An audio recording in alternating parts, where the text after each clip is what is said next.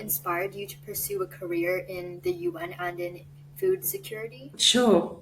So I'm born in London, but my parents are from Sri Lanka. So my roots are from Asia. And that is very much what framed my desire to join the UN because Sri Lanka is a country very beautiful, known as the Pearl in the Indian Ocean.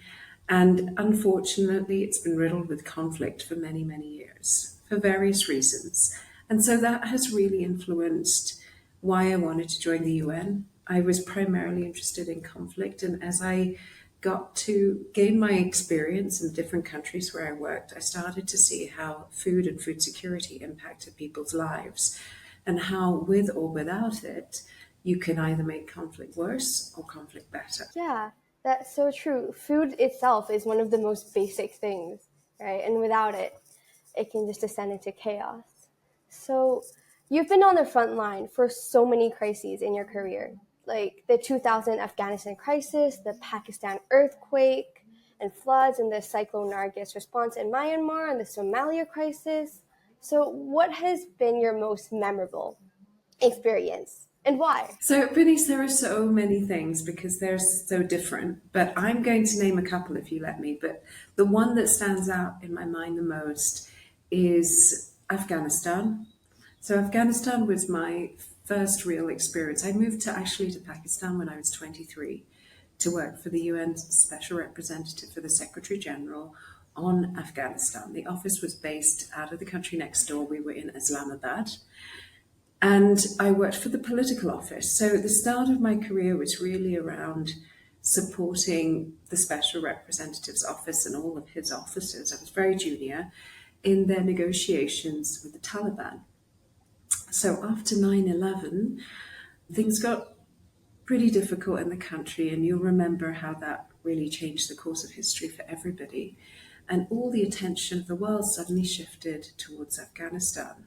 And I was one of a very small team that was asked to support the Bonn Peace Accords. So the Bonn Peace Accords are basically the United Nations brokered a peace agreement for Afghanistan, and that took place in Germany in the city of Bonn.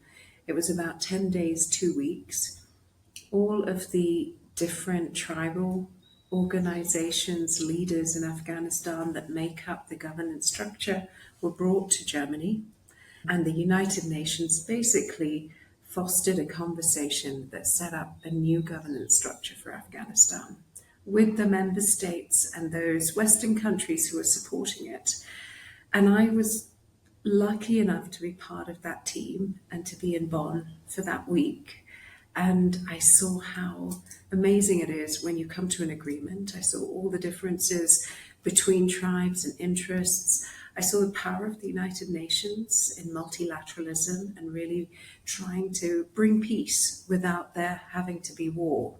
And that, for me, has been a huge mark on my thinking, on who I stand for, what I stand for, and it has shaped my career.